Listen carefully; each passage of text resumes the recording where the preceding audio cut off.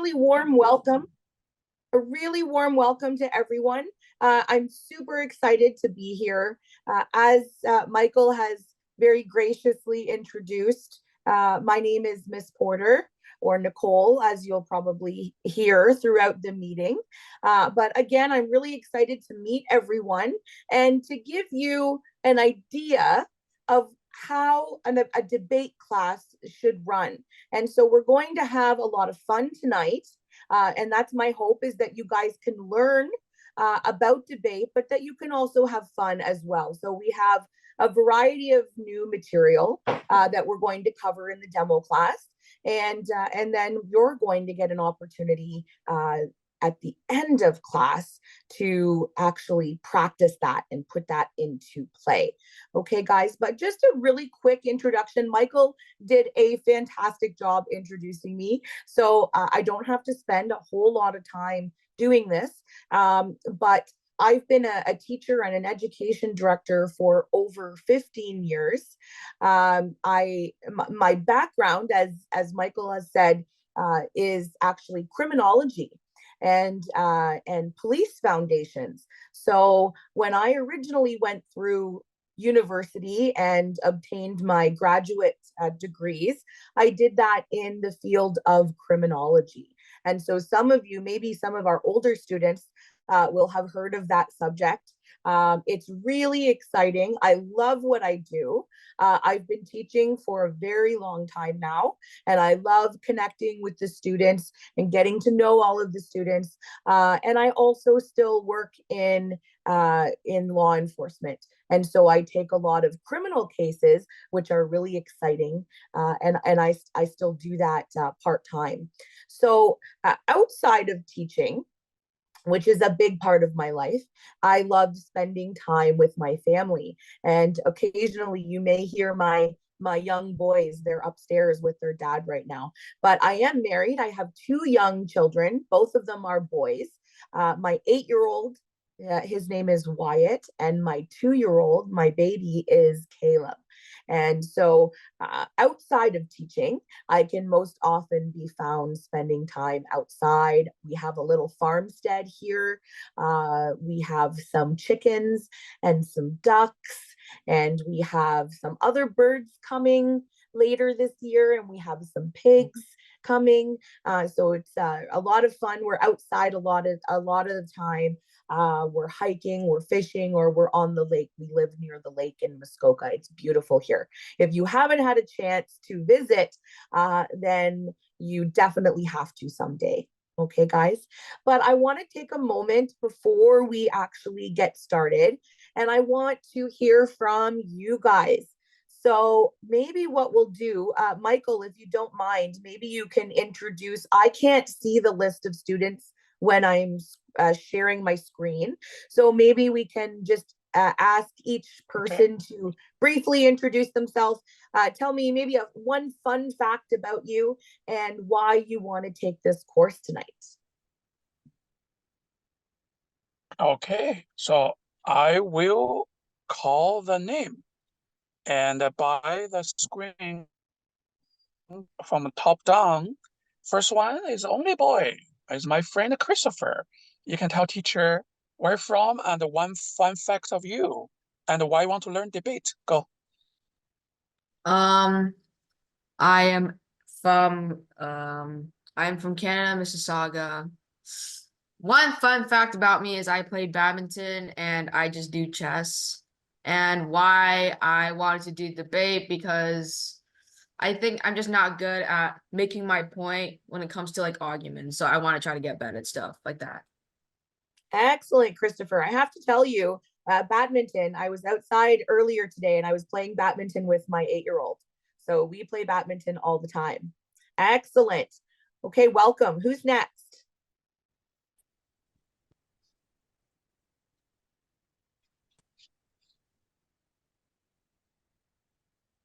Voila.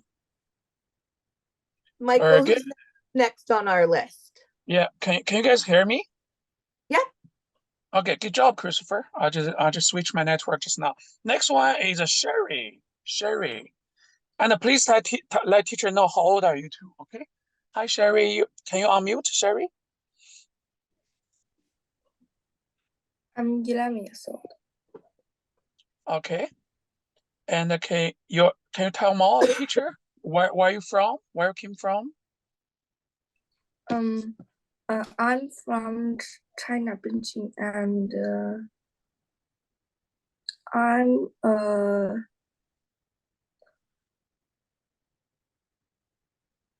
What do you like to do? What do you like to do? What are the fine things you like to do, Sherry?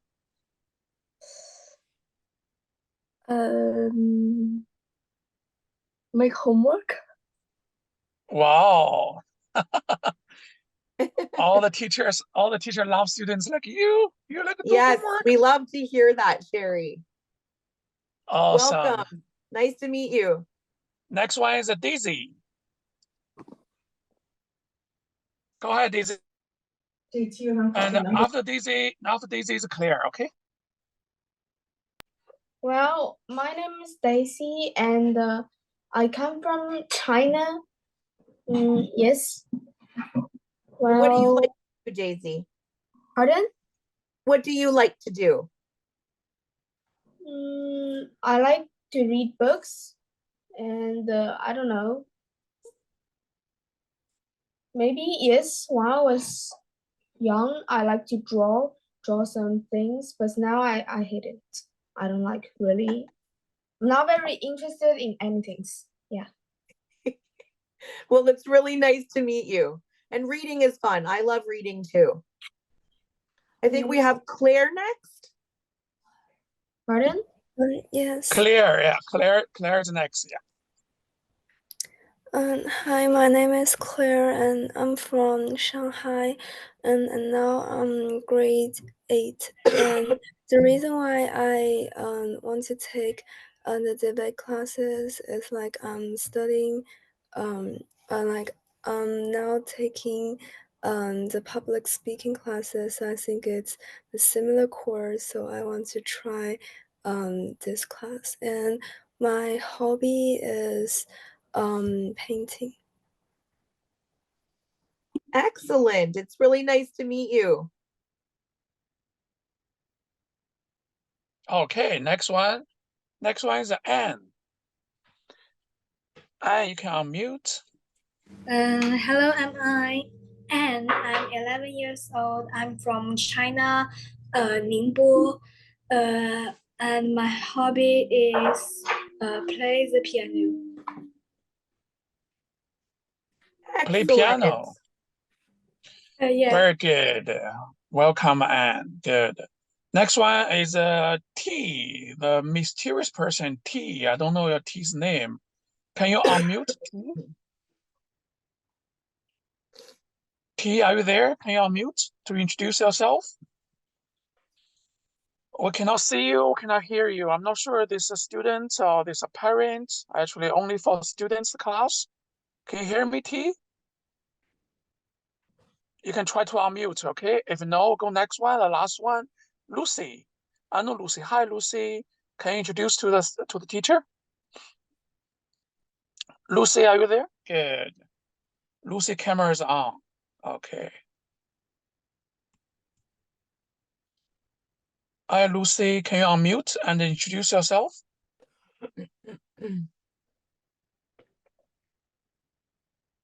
Maybe some technical difficulties. Yeah, I think the network. Oh, now Lucy's here. Go ahead, Lucy. Hello, my name is Lucy. I'm from China, and I'm 12 years old. And I love to draw, and I can do skateboarding. Nice to meet you, and thanks for coming. Very cool, Lucy. And why you want to learn the debate class? You see, I have friends that do the debate, and I'm kind of interested in it, so I want to try. Very good. Very good. Now you're in the right place. All right, Miss Potter, we can continue. They all done?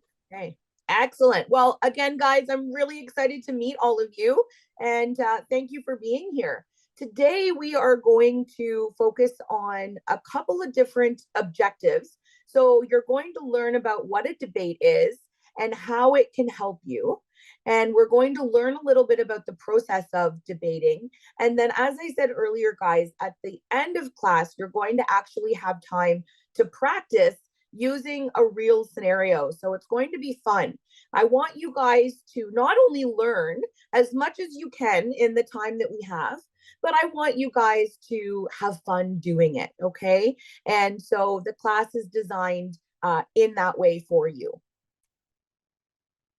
This stuff we've already covered, guys. You are rock stars, okay? You've already put your names in Zoom and you have your cameras on. The reason being is we want to know who's here so we can talk to you. And near the end of class, we're going to have some time to break you into groups. So I just wanted to know your lovely names, okay, guys? So we've already covered that.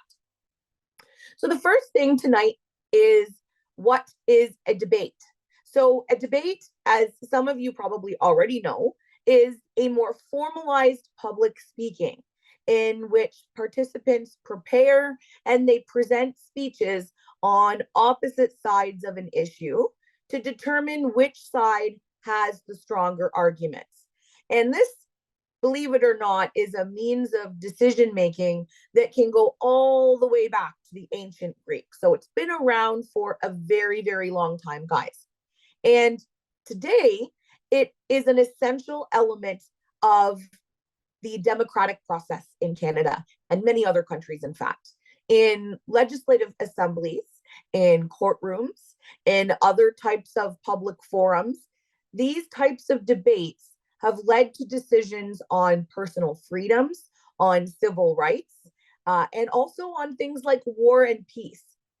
And in the past 30 years, presidential debates, or in Canada, prime ministerial debates, have also played a prominent role in the elections process.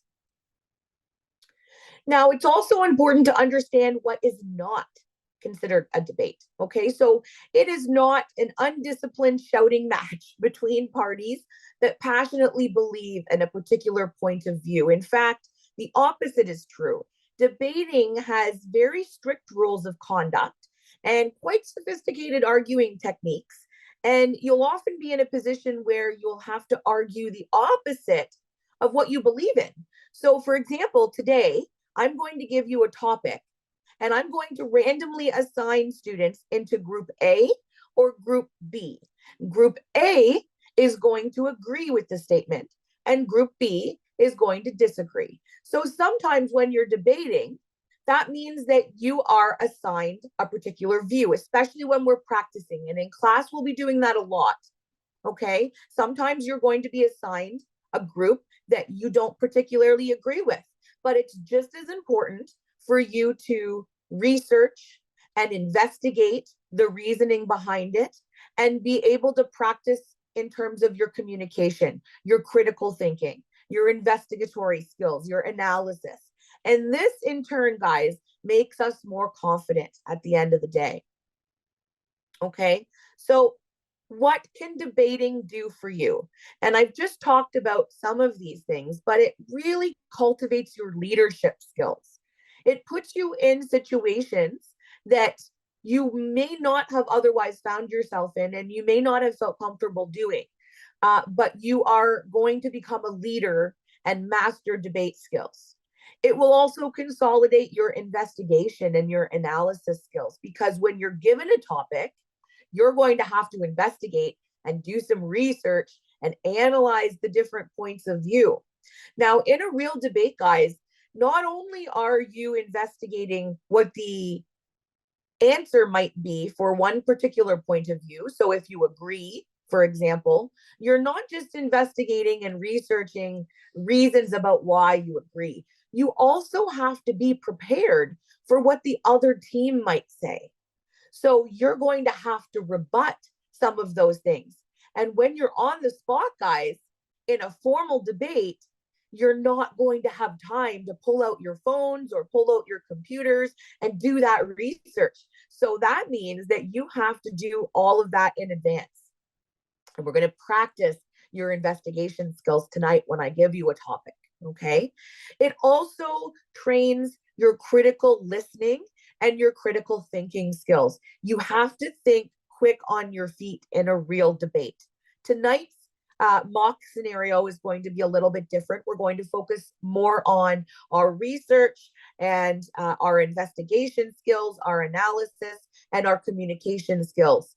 But when you're in an actual formal debate, you're really honing in on those listening and thinking skills, because as I said, a lot of it means thinking very quickly and without any time to prepare. So when the opposite or the opposing group starts talking, and then all of a sudden your turn comes back around, you have the opportunity to rebut what they're saying. So you're saying, in other words, I disagree with that because, but you don't have necessarily the time to be researching that, guys. Okay. It also enriches your open-mindedness. It equips you with better organization and speaking skills. That's a big one. And some of you are coming in here with public speaking knowledge, and that's excellent. That is just going to make you more confident in your speaking abilities. It will really, really build your self-confidence, guys. And that's a really big one for debate because there are students of all levels and with all different types of experience. And some people haven't had that opportunity to really critically analyze their own skills and to stand up in front of any sort of an audience, whether it be a class or a formal audience, and really practice speaking. And so in a debate style, that's what this class will focus on, not just tonight, but going forward as well. So that's a big one. It really builds your self-confidence and really makes you step outside of the box, so to speak. The other thing, guys, is that in a debate, it's really important that you not only work independently, but that you work as a team. You have to really be a good team player. And so it will really boost your teamwork and your cooperation abilities because you're dependent on your entire team. Okay. And then, of course, as I said earlier, it provides you with fun. It's a fun activity, especially when wit matches with your competition at the end of the day. So what is a topic? And I will give you guys an example of this at the end of class. I will assign you guys with a topic, and then you'll be assigned into group A or group B. But the topic is essentially something that you're arguing about. And a lot of times in debates, they're often about current issues of public importance. So for example, and this is just a random thought, dress code should not be as stringent at AC High School. Okay, so they're often about current issues of public importance, but it might even be about some general philosophy or a general idea. So for example, that beauty is better than brains or vice versa. And as in other arguments, there are two sides to any topic. And so, as I said earlier, when you're divided into your two teams, the team that agrees with the topic is called the affirmative team. And the team that disagrees with the topic is called the negative. Okay, so team A tonight is going to be our affirmative team. They are going to agree with the topic. And team B is going to be our negative team. They will disagree with our topic. So what is a proposition? So a debate begins with a controversy, and that is expressed in a proposition. And this is a statement that asserts some sort of fact. It makes a value judgment, or it even recommends a policy. And a proposition has to deal with a controversial question, one that has valid evidence for both sides to argue. That's really important, guys, because we have to make sure that we've got enough points to argue on both sides, A and B. Your proposition are statements that are open to interpretation. So it's often controversial. The topic itself would be likely significant in nature, debatable, durable, and most importantly with a single idea. But it has to be open to interpretation because there are always two sides to a debate, and that's what our focus is going to be on. So in a debate, the affirmative, remember I talked about that, the people who agree with the topic, they propose to change the status quo with a carefully argued resolution with a justification, a plan, and advantages. So for example, our affirmative teams might say something like 6 years of English in high school is adequate for a basic education. They might make a statement that says that modern art lacks artistic skill and creativity, or that sex education shall be introduced at the elementary school level. But they're able to back it up, guys. There's a justification, there's a plan, and there are outlined advantages. Our status quo actually comes from a Latin phrase that means the existing state of affairs. And this is particularly evident with regards to social or political issues. So to maintain the status quo means to keep things the way they really are already. So you've heard probably, maybe not, but I'm sure Michael has heard the saying, same old, same old. This is keeping things the way they are presently. And so the example that I have for you, the driving age in Kentucky is 16. The same can be said here for Ontario. That doesn't change, okay? It stays the same. And that's what we mean by status quo. We also have in a debate what's known as the definition.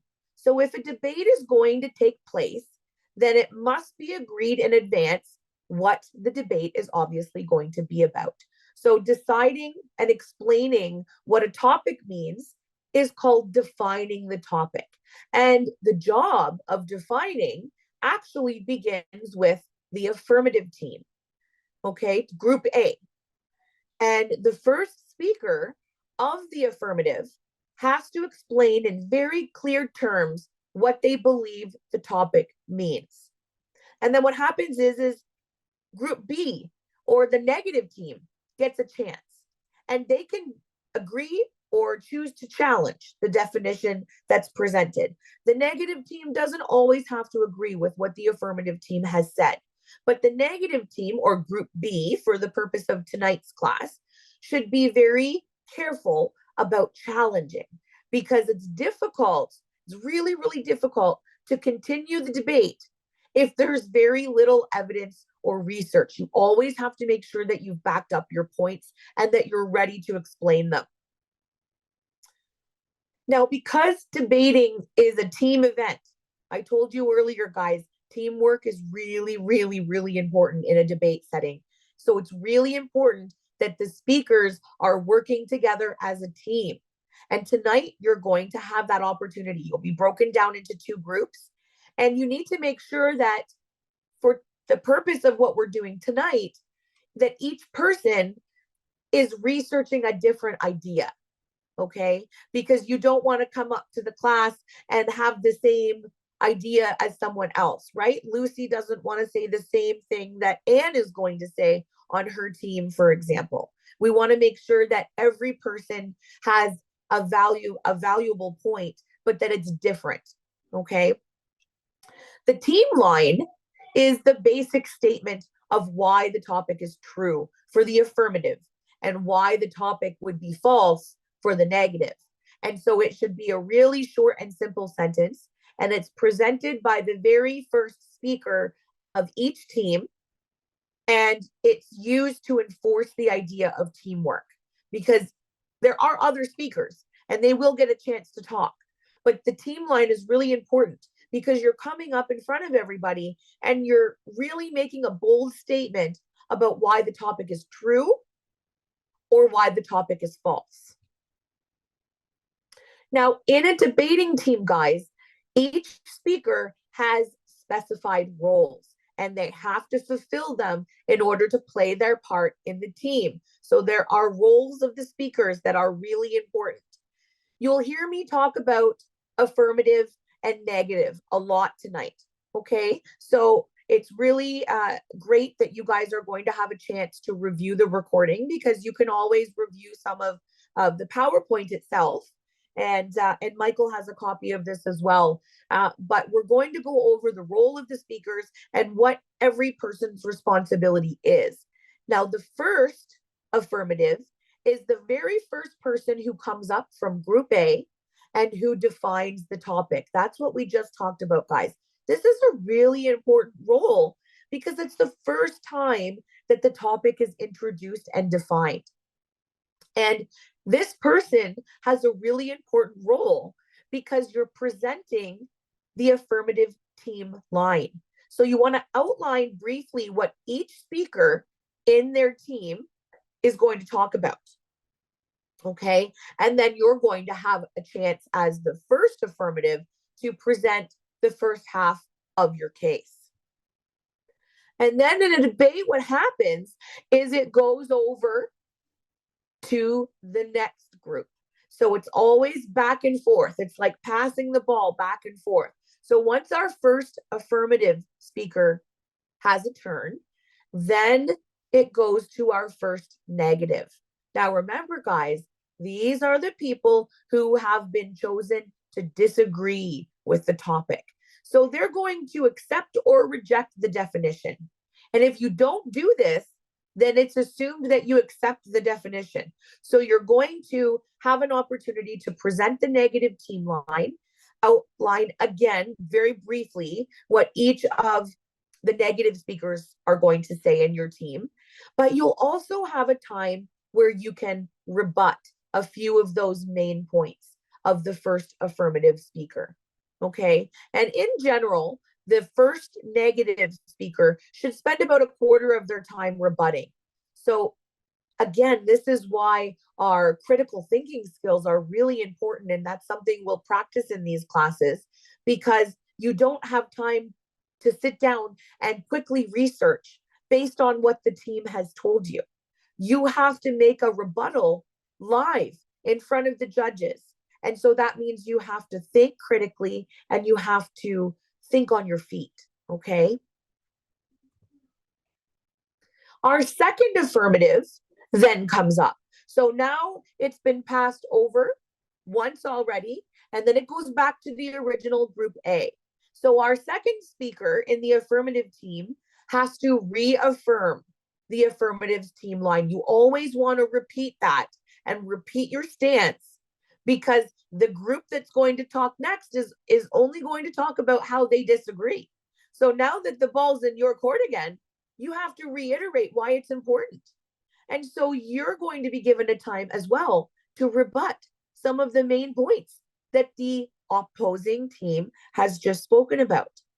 So you're going to spend about a third of your time rebutting and the rest of the time presenting the second half of the affirmative case. And then what happens again, guys? The ball goes back to group B. So it's back and forth. Everybody gets to take turns, okay? Now, the second speaker on the negative side, or group B, will reaffirm. Why do we reaffirm the negative team line? Because you want the judges and the audience to know what your stance is, okay? Then you're going to rebut some of those main points. You're going to say, no, no, no, no. I disagree, and this is why. And you're going to outline the points. So again, guys, you have to really think on your feet. You're not going to have any time to prepare. And so when we practice in this class, our communication, we're also practicing our research skills, our investigation skills, and also in general, how we can think very quickly on our feet, okay? And near the end, you're presenting the second half of your group's case. Then the ball goes back to team A, to the affirmative, the group who believes and agrees with the topic. And what do you do first, guys? Same thing. You're reaffirming the team line. So you can see that there is some repetition in the roles of the speaker. That really doesn't change. You're always going to reaffirm your statements first. Then you're going to rebut what the other group has said. And then finally, you're going to finish talking about your new points. And in this case, by the time it's come around to the third speaker, you're really presenting a summary overall of your case.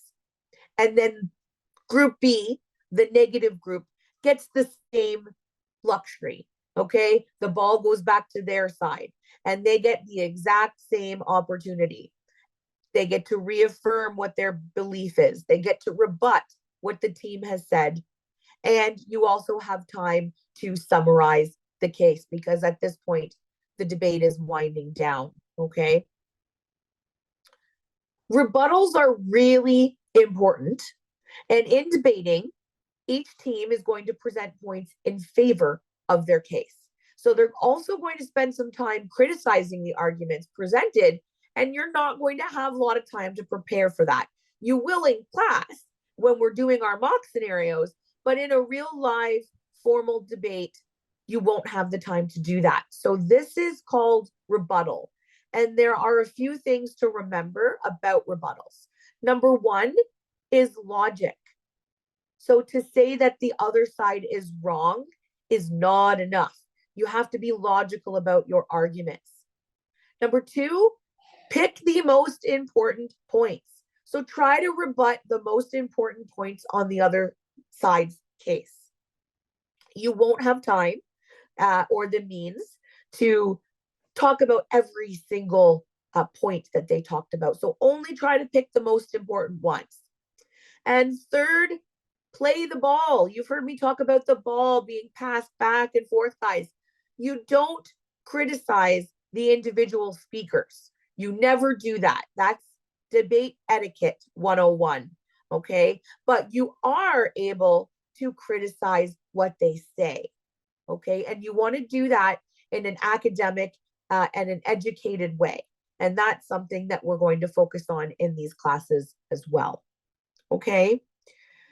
There are many, many, many techniques that every speaker can use in their speech, but there are three main areas that you will be judged on, and they are called matter, method, and manner. So the matter is what you say. It's the substance of your speech, and you should divide your matter into arguments and examples. So an argument is a statement. For example, the topic is true or false, depending on what side you're on, guys.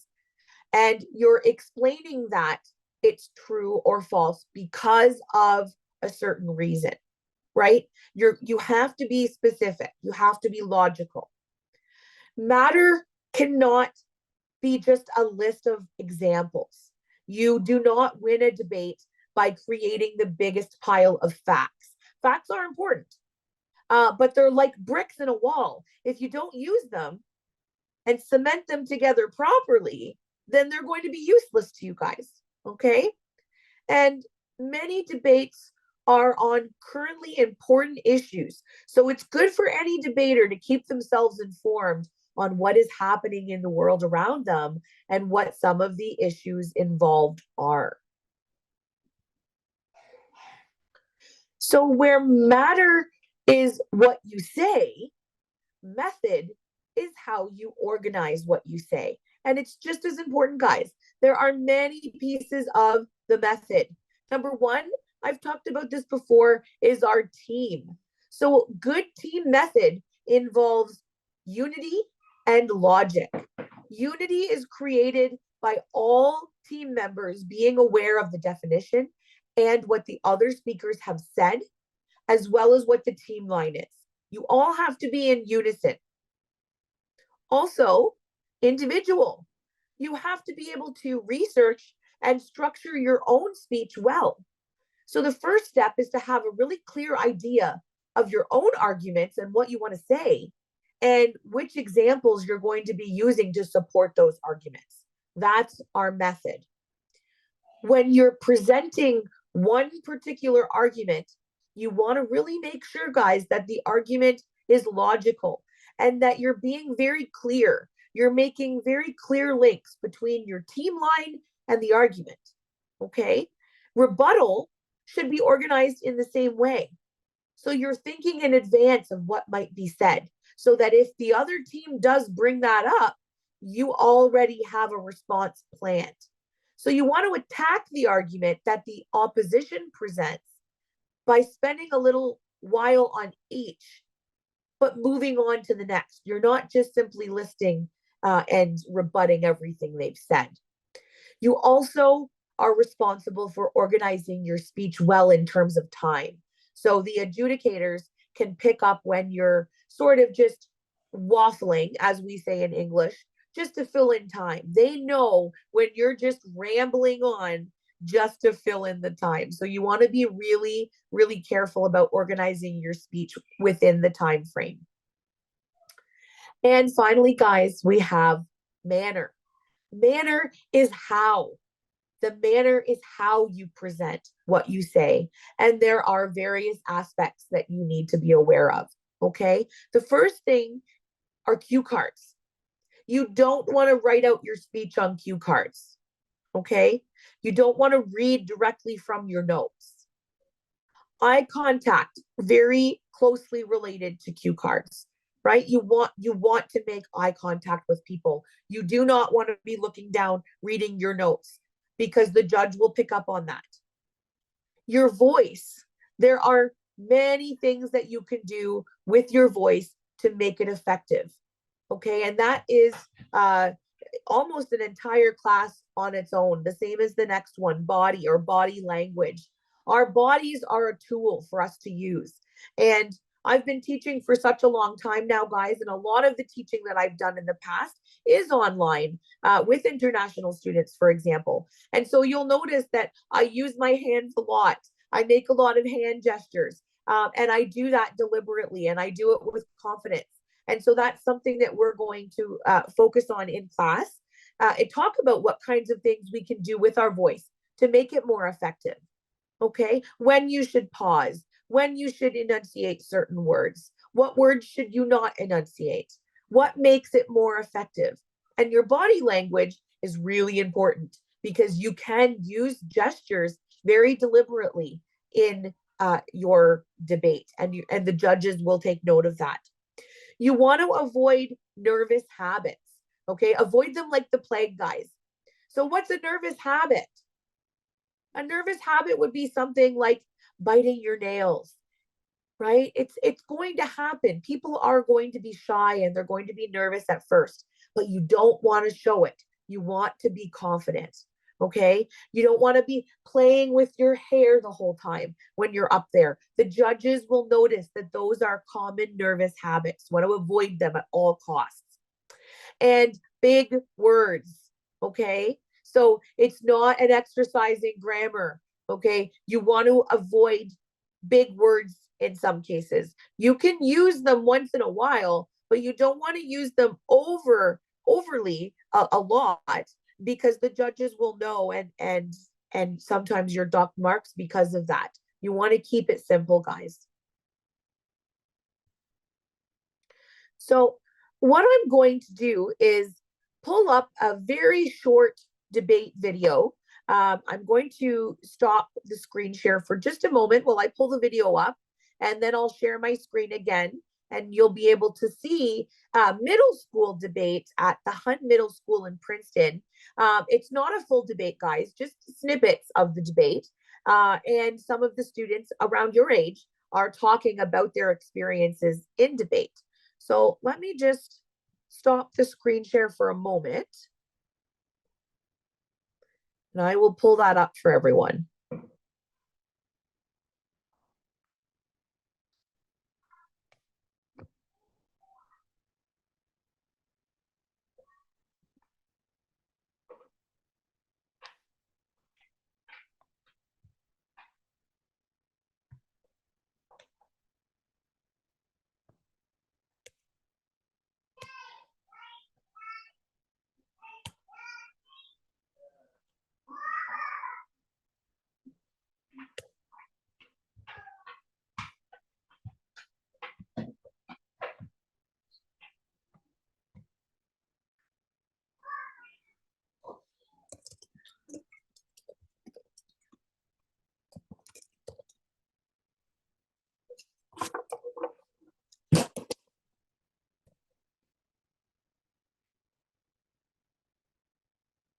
Okay, guys, so I'm going to re-share my screen, and you should be able to see it and hear it.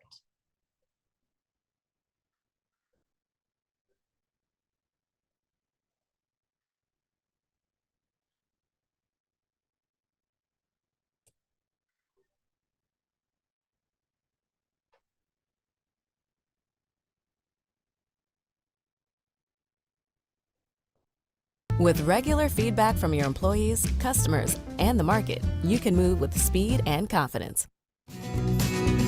Debate is not something that you find in your everyday curriculum. I would like to start off by refuting some of my opponent's points. You're not going to be doing debate every day in history class. That's unusual. And because it's something out of the ordinary, I really enjoy it. We research, but at the same time we have fun.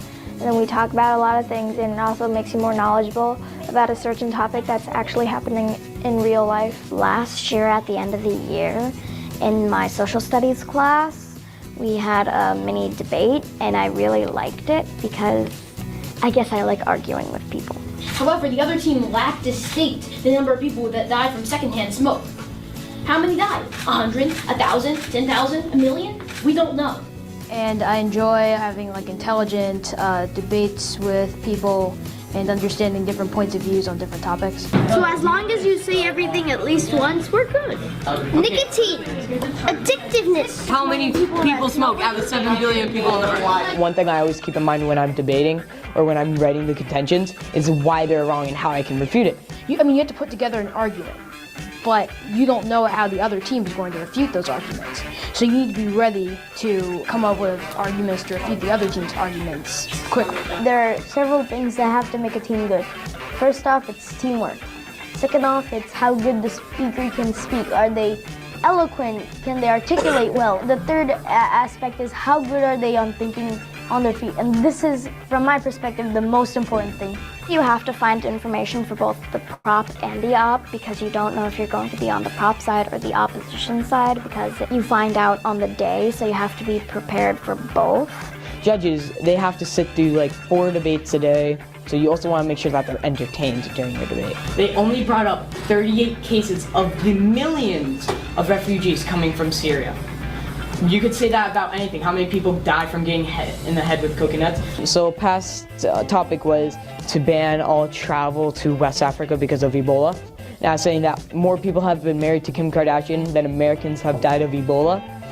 And that just cracked the judge up and made everyone in the room laugh. Basically, all you do is improve. And if the only thing you focus on is winning, you don't really learn much. And it's not really a learning experience. Even if I actually lose, I would, if I learn something, it's still a very successful day, just not as successful as winning. But overall, I just want to win. Cigarettes are claimed to relieve stress, but the cigarettes just make smokers more aware of their stress and even cause more stress, causing the smokers to smoke more, thinking that it's relieving their stress. When they said 2/3 of Americans voted to keep the penny. I don't remember ever taking the survey. I don't think anyone in this room remembers taking the survey. And they said like 600,000 people are losing jobs.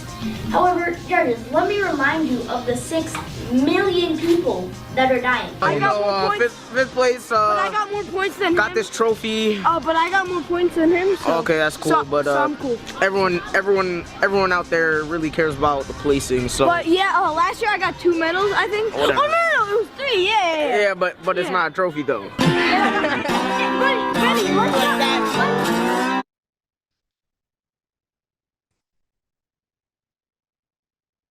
Okay, guys. So debates are a great way to gain knowledge. And it's not necessarily about winning or losing, although winning is great in a formal debate, but it's really about what you've learned.